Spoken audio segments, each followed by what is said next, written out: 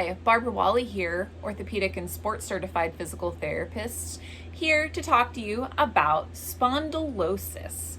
Not to be confused with spondylolisthesis, which tends to be a diagnosis of instability in teenagers or found later in life.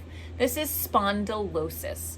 If you've read your MRI or spoken to a doctor and you've been given the diagnosis of spondylosis, I've had a lot of questions over the years, and more specifically from my own mother, asking what the heck is spondylosis and what the heck can I do about it? Well, if you look it up on the internet, it's an abnormal wear on cartilage and bones of the vertebrae and the spine. In essence, it's another term for arthritis, which isn't the greatest. You're looking for something a little more fancy than that typically when you hear the term spondylosis. But one of the best things that I suggest when you've been given the diagnosis of spondylosis is if you have arthritis anywhere else in your body, say for example, a finger, your knee, or a toe, take a look at that joint. And if you don't have arthritis, look at somebody else's who has a lot of bone on bone or significant arthritis in an area or a joint that's close to the surface of the skin. What do you see? The joint looks different. It looks a little thicker. It looks a little larger. Sometimes you can actually see spurring or abnormal bone growth coming from the joint. Well, the same thing can happen in the spine. The challenge with the spine is there's not a lot of room for bone spurs or changes or thickening in the joint to go. So when you have those structures taking up more space, where say the ligaments, the muscles, and the tendons are also thickened and abnormal, you're going to have issues that can cause compression on the nerves in the spine as well. And remember, again, there's not a lot of room to breathe in the spine. But narrowing of joint space in the spine can cause issues like sciatica or a pinched nerve, where you'll start to see traveling of numbness, tingling, and pain into an arm or into a leg.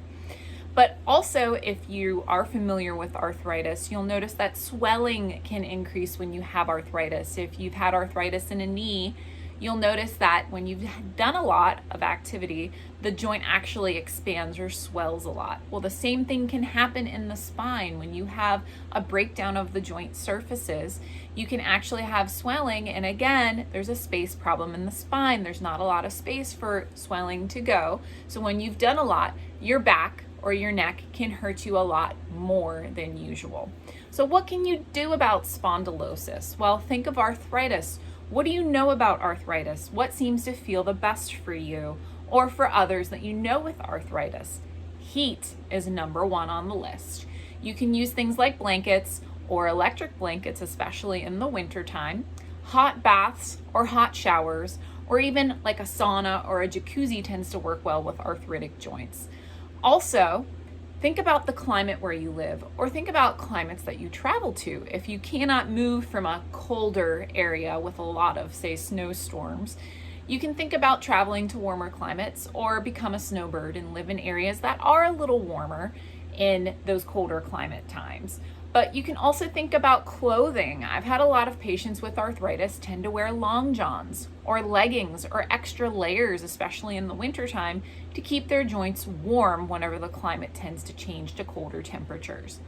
You can also think about things like medication, something to talk about your doctor with, including NSAIDs or anti-inflammatories, or steroids for the very short term when your symptoms are very high. You cannot take steroids for long periods of time. It can be very detrimental to your system. Also, you can think about topicals like Biofreeze, Salonpas patches. You can think about icy hot. Anything can be very helpful to distract you from the pain that you're having. But of course, know that topicals are not going to fix your problem. They just give you something other than just the pain to feel. Or even something as simple as a stim unit, an electrical stimulation unit, just to give you something other than pain to feel for a short period of time. You can also try physical therapy, or even in some cases chiropractics, massage, acupuncture. But with physical therapy, they can try traction, they can try massage, various manual therapy techniques, dry needling. They can show you exercises to help alleviate the tension in those areas where you have a lot of arthritis and help you with your posture and modify your activities. And then when those easier to modify treatments do not seem to be helping you, you can try other things like injections. You can try other procedures like spinal stimulation, stimulators, or nerve ablation procedures. But of course, as a last resort, surgery, because surgery is not reversible. But if you can try some things that, help alleviate some of your symptoms, that's definitely helpful. But you can always try to see your local physical therapist if you're having issues. But I hope this helps, and I hope everybody has a great day. Thanks.